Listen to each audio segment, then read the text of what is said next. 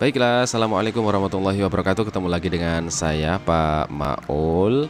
Pada kesempatan kali ini saya akan membahas terkait dengan bagaimana membuat soal yang berkualitas. Harapannya adalah ke depan sekolah juga harus memiliki keberanian untuk membuat soal sendiri. Nah, ketika sekolah membuat soal sendiri, konsekuensi yang harus dihadapi adalah soal yang dibuat itu juga harus berkualitas.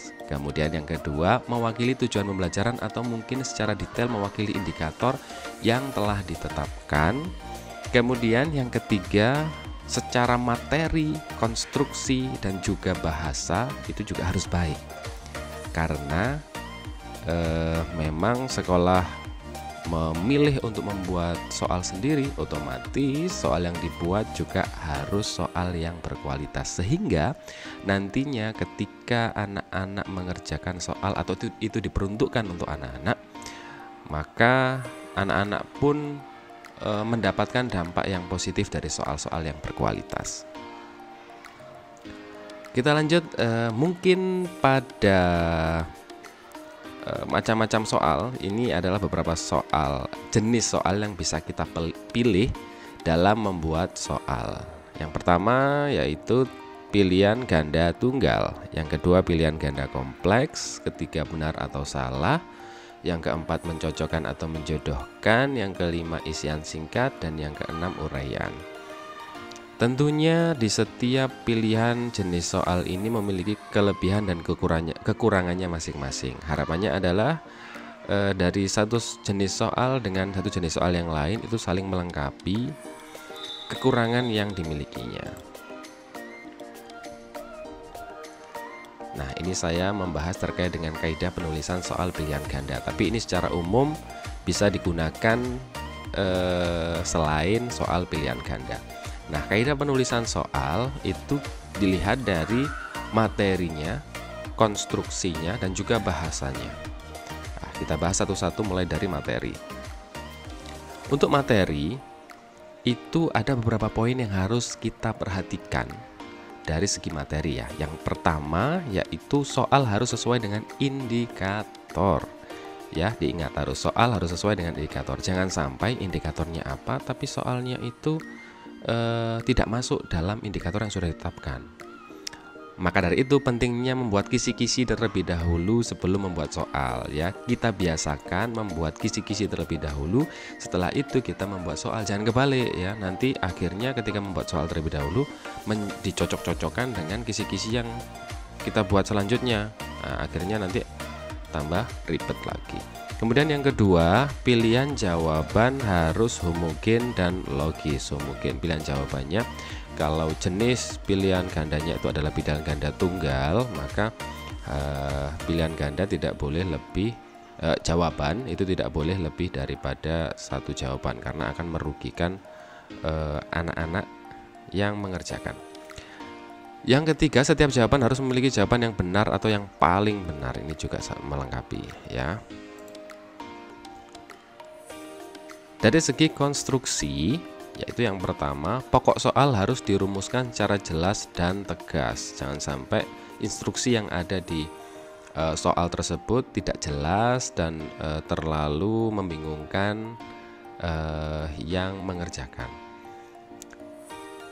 Yang selanjutnya, rumusan pokok soal dan pilihan jawaban harus merupakan pernyataan yang perlu saja. Jangan sampai pernyataan-pernyataan yang tidak perlu dituangkan di situ juga, sehingga nanti terlalu banyak kata-kata yang tidak berfungsi yang dituangkan di situ, sehingga juga akhirnya membingungkan yang mengerjakan. Kalaupun nanti ada semacam bacaan kemudian bacaan itu dianalisis, maka yang dimaksud bukan seperti itu, tetapi pernyataan-pernyataan yang tidak diperlukan. Yang tidak diperlukan itu dalam artian yang tidak ada hubungannya dengan soal yang dirumuskan, begitu. Yang ketiga adalah pokok soal jangan memberi petunjuk pada jawaban yang benar. Ya, jadi di dalam soal itu tidak boleh memberikan petunjuk jawaban mana yang benar, A, B, C atau seperti apa. Nah, itu tidak boleh diberikan petunjuk. Kemudian pokok soal jangan mengandung pernyataan bersifat negatif ganda. Pernyataan bersifat negatif ganda ini seperti contohnya yang bukan merupakan bla bla bla bla kecuali. Nah, sudah ada bukan, sudah ada kecuali, itu negatif ganda. Harapannya adalah dihindari soal yang mengandung pernyataan bersifat negatif ganda. Dari segi konstruksi kita lanjutkan, panjang pilihan jawaban harus relatif sama, tidak harus sama persis tapi relatif sama. Jadi pilihan jawaban itu relatif sama. Kemudian pilihan jawaban tidak mengandung semua pilihan jawaban salah atau semua pilihan jawaban di atas benar. Jadi A jawabannya apa, B, C, terus kemudian yang D semua pilihan jawaban A, B, C, D benar, atau jawaban di atas semua benar atau semua salah. Nah, itu mohon dihindari. Secara konstruksi itu kurang baik. Pilihan jawaban yang berbentuk angka atau waktu harus disusun berdasarkan urutan besar kecilnya nilai angka tersebut atau kronologisnya. Jadi harus diurutkan mulai dari yang terkecil sampai yang terbesar. Misalkan pilihan jawabannya itu 1, 2, 3, 4. Berarti pilihan jawaban A itu 1, B 2, C 3, D 4. Seperti itu. Selanjutnya grafik, gambar, tabel, dan sejenisnya harus jelas dan berfungsi. Jangan sampai gambar atau grafik itu hanya dijadikan sebagai aksesoris saja ya. Jadi harus berfungsi untuk memperjelas soal ini maksudnya apa. Yang berikutnya, butir soal jangan bergantung pada jawaban soal sebelumnya. Nah, jawaban soal sebelumnya misalkan soal nomor 10 apa yang dimaksud dengan bla bla bla bla. Jawabannya ada di soal nomor 9. Nah, itu masih bergantung pada soal butir soal yang sebelumnya. Kalau bisa, soal yang berikutnya ini berdiri sendiri. Dari segi bahasa, tentunya harus menggunakan bahasa yang sesuai dengan kaidah bahasa Indonesia. Jangan menggunakan bahasa daerah setempat kecuali memang mata pelajaran bahasa daerah. Yang ketiga, setiap soal harus menggunakan bahasa yang komunikatif. Yang keempat, setiap soal jangan mengulang kata atau frase yang bukan satu kesatuan pengertian. Jadi mengulang kata atau frase yang tidak satu kesatuan pengertian itu nanti akan membingungkan makna dari kalimat yang kita buat. Ini sudah. Dari segi bahasa sudah. Sekarang kita lihat. Oh, ini tambahan hal-hal yang perlu diperhatikan dalam menulis soal. Jadi soal tidak boleh menyinggung suku, agama, ras atau anggota golongan yang isunya itu isu SARA. Soal tidak boleh memuat politik, pornografi. Ini umum ya, ini ya kita sudah tahu semua. Terus kemudian yang selanjutnya. Nah, ini soal harus sesuai dengan indikator. Ini kita melihat dari segi materi saja dulu ya. Yang pertama tadi soal harus sesuai dengan indikator. Nah, kalau yang disajikan ini, kenapa soal tidak sesuai dengan indikator? Luas daerah lingkungan bla bla bla adalah. Nah, ini tidak sesuai karena di indikator itu peserta didik dapat menentukan caranya. Nah, ini sudah menghitung dan hasilnya. Nah, harusnya soalnya mengarah pada cara menghitung luas lingkaran. Jika diketahui panjang sisi AB sekian, atau jika diketahui panjang sisi persegi tersebut. Soal yang lebih baik adalah seperti ini. Nah, soal yang lebih baik adalah seperti ini. Diketahui panjang persegi ABCD, panjang sisinya. Nah, ini panjang sisinya sudah diketahui. Cara menghitung luas lingkaran berdasarkan gambar di atas adalah cara menghitungnya yang jadi fokus utama.